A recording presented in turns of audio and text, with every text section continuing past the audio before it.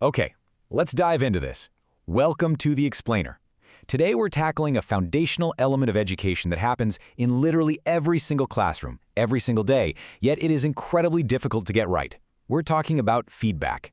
We're going to explore how we can completely transform the way we deliver feedback to our students. It's not just about correcting a mistake, right? It's really about focusing on two critical components: classroom environments and feedback levels. We need to build a structured environment and escalate our feedback so that it actually triggers genuine growth. Just think about this for a second, because the research reveals a pretty alarming drop-off. While 79% of primary students find the feedback they receive to be helpful, that number plummets to just 54% by the time they reach secondary school. That means almost half of older students are essentially just shrugging at the notes we leave on their work. This sets the stakes for us today. If the feedback isn't perceived as helpful, it's not acting as a catalyst for learning. We need a significantly better approach.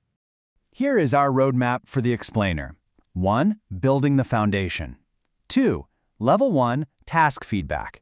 3. Level 2, process feedback.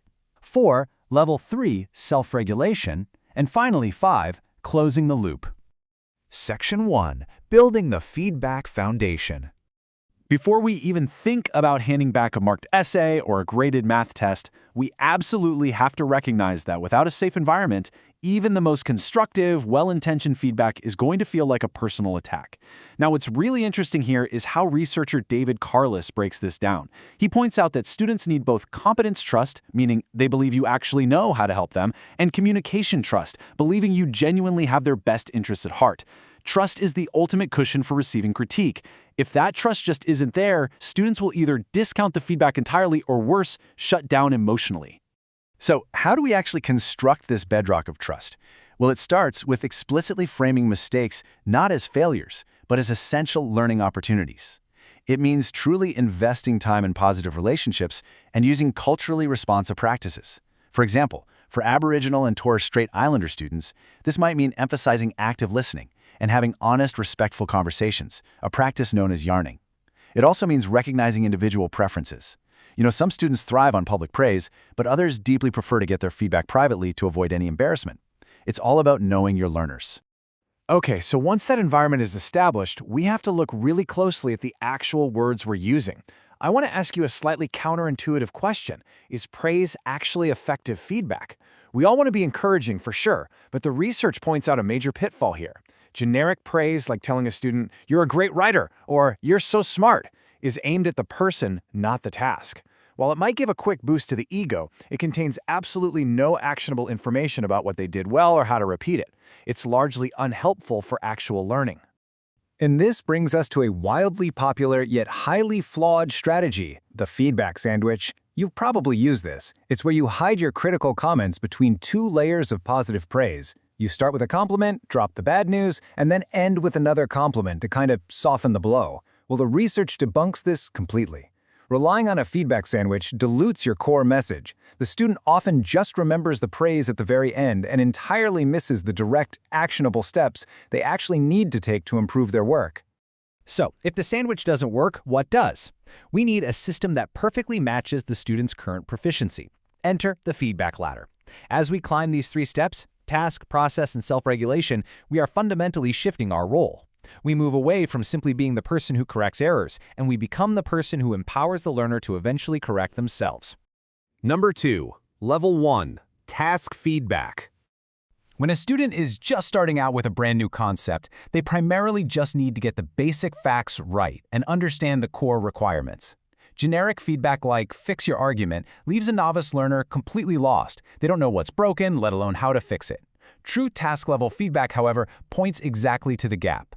Saying something like, "Your discussion covers natural causes, but expand it to include human causes," completely clarifies the immediate requirements of the assignment.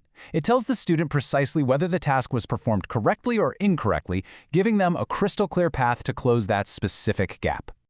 Let's see how this builds. Once the basic facts are mastered, task-level feedback is no longer enough, so we step up to the intermediate level of our scaffolding model. Number 3. Level 2. Process feedback. Now that the task itself is understood, we shift our focus to the how, the actual strategies and processes they're using to complete the work. This is a real game changer, because this is where deeper learning starts to happen. Pointing out a wrong date is task level. It fixes one isolated error. But telling a student, when concluding a persuasive paragraph, make sure you link back to your topic sentence, does something much more powerful.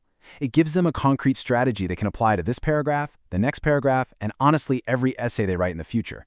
It shifts their focus from fixing a single mistake to mastering the underlying mechanics of writing.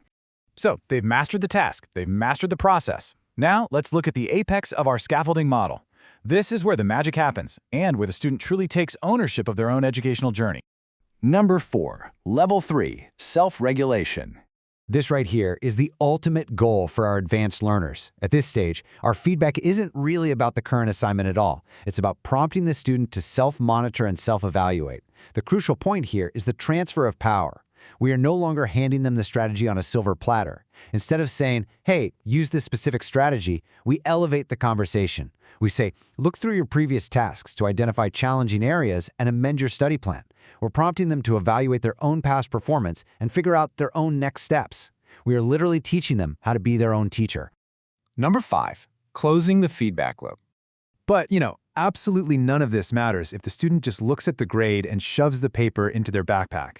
The cycle is completely broken unless they engage with the material. So to summarize the core principles of this explainer, feedback must be a continuous loop.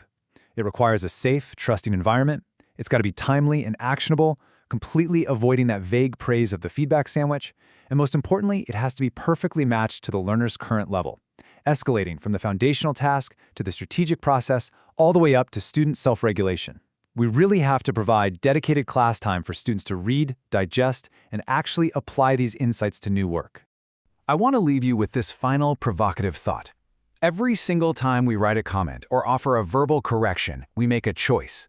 Will your next piece of feedback act as a final verdict on past performance, or will it be a stepping stone for future growth? By focusing on feed forward, giving students the specific tools they need for the next challenge, we can completely redefine what it means to learn in our classrooms. Thanks so much for joining me on this explainer, and I hope you are just as eager as I am to apply this scaffolding method with your own learners.